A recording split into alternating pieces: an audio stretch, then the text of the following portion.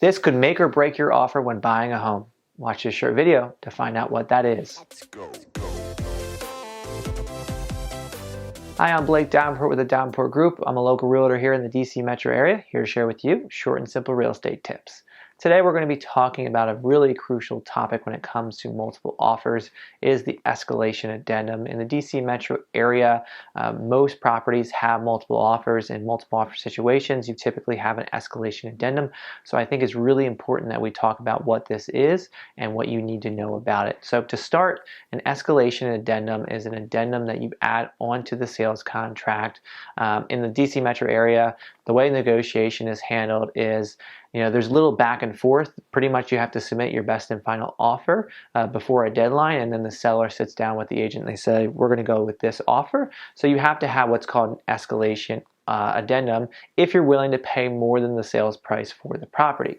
So for example, say you are going to look to purchase a $700,000 property, but you'd be willing to pay maybe up to $725,000 for that property. So what an escalation addendum would do, or you would attach to the contract, would be saying, we would be willing to pay up to a max sales price of, say, $725,000, and we would be willing to escalate in intervals of, say, $1,000. So for instance, if somebody were to make an offer of $710,000, our offer would automatically go to $711,000, $1,000 over that increment, and it would just keep going until it hit a max price of $725,000. So if, say, someone offered $730,000 or escalated up to $730,000, your offer would get capped at max at $725,000. So I always say to people, if you were to get beat by $500 or were you to lose the house by $500, what is that figure, and determining it, and that's kind of what your max escalation price would be. So it's a pretty simple concept, but it's super important. Some common mistakes that I see with escalation addendums are including an escalation addendum when there are no other offers, because you're pretty much telling the seller that we'd be willing to pay up to this max price, but we're actually offering a lot less. So you only really have an escalation addendum when there are no other offers. So you always want to make sure that there's at least one other offer before submitting an offer with an escalation addendum. And then also not setting the intervals high enough, because that could be the difference between you winning and losing. And depending upon how you write the contract and the other contingencies that you have, say maybe you're waiving a home inspection, but another person isn't, or vice versa, I should say. Let's flip that around.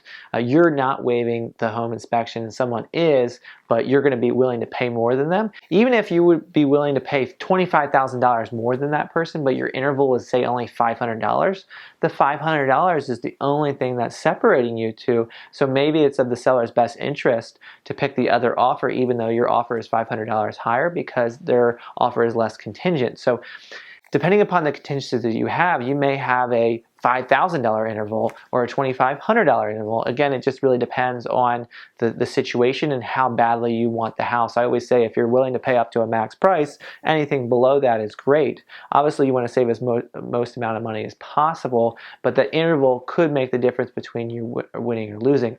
Also, when it comes to escalation addendums, I always suggest a max price of plus $100. So what I mean by that is, most people think of max prices in even numbers, typically intervals of $5,000. So as I was saying before, in my example, I said $725,000. If you're willing to pay up to $725,000, I would say you should go $725,000, $100, because somebody else might escalate up to that exact same point, and it could make or break or it could make or break you winning and losing. And that $100 has happened or has won us the deal several different times. So that's kind of a hidden gem per se when you're talking about escalation addendum. So there you have it. Just to recap, an escalation addendum is an addendum that you would add onto a contract. It's very common in the DC metro area. It's different than other parts of the country handle negotiation, but it's very common here. And basically, you're saying that we'd be willing to pay up to a max price and escalate in intervals that you select. If you'd like to learn more about this topic, click the link below. It will have our blog post where I'll kind of talk about everything we talked about in a little bit more detail. Also, click the like icon if you like this video, or leave a comment below. We'd love to hear from you, or share some more thoughts about the topic. Also click the subscribe button if you haven't done so already, and the bell icon to be notified of our next video. But thanks again for checking out this week's real estate tip on the escalation addendum.